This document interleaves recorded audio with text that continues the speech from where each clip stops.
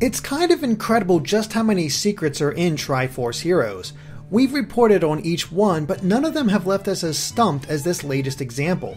And you'll soon see why. First of all, have you noticed the diary entries that can be found all around Hytopia? You'll likely accidentally come across one since it's relayed by the two women talking in the northwest corner where they mention that it's volume 6 of a series. Well, if you go inside the castle, you'll find volumes 0 and 1 on the bookshelf of the multiplayer room, volumes 2 and 3 on the bookshelf of the Colosseum room, and volumes 4 and 5 on the bookshelf of the single player room. Volume 6 is of course relayed via the two women, but there are still 2 more volumes to discover. Volume 7 actually requires the light armor. Once you've changed into it, go to the materials salesman and peek inside his tent. There, you'll find Volume 7. Otherwise, it's too dark to read. Finally, Volume 8 can be found on the bookshelf of the Photo Bros store. So what's the point of all of these diaries? At first, they just seem like a way to introduce players to what's coming in each area of the Drablands. After all, the diaries are written by a wandering writer and photographer. But it's the photography aspect that's the key here. As noticed by Marco Fidu on Reddit, each entry contains something a little mysterious. For Volume 1, the writer is obviously describing the woodlands. After fighting off some of the monsters, he writes, "I was feeling pretty down, and the injuries made it hard to move. But then I saw it, a single butterfly." This strengthens his resolve.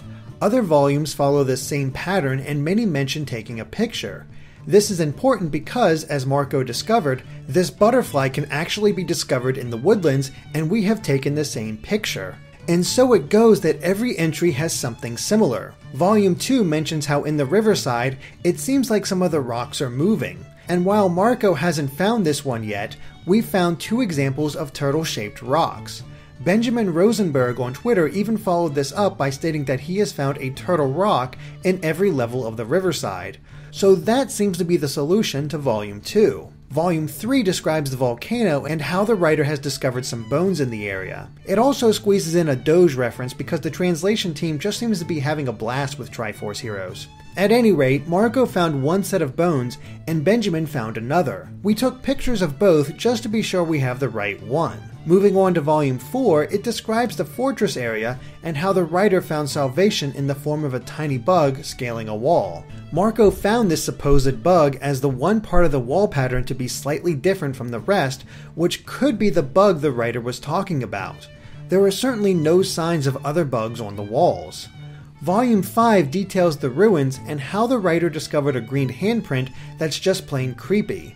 Marco was able to find these near some vines, giving us our photo for this area. Volume 6 describes the ice cavern and how the writer came to see the goddess when he was surrounded entirely by monsters otherwise. This picture shows that the goddess is a snow woman version of Zelda.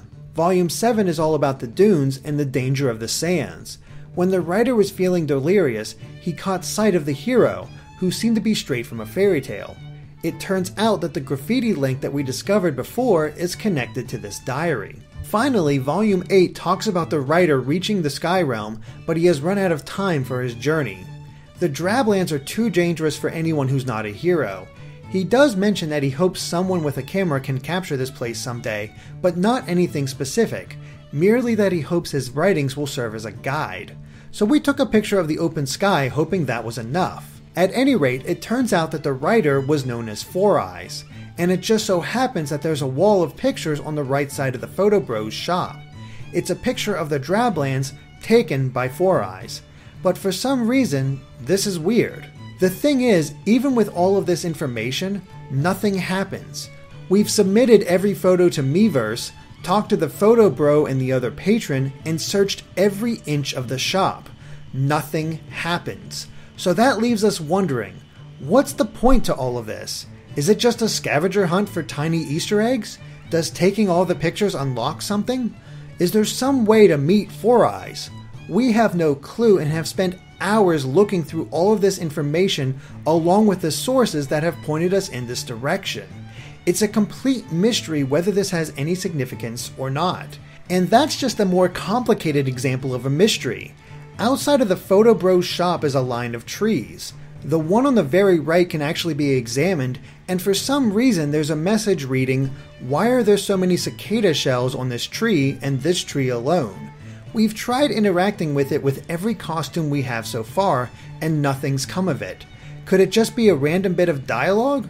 It's all a mystery, and one that we pass on to you.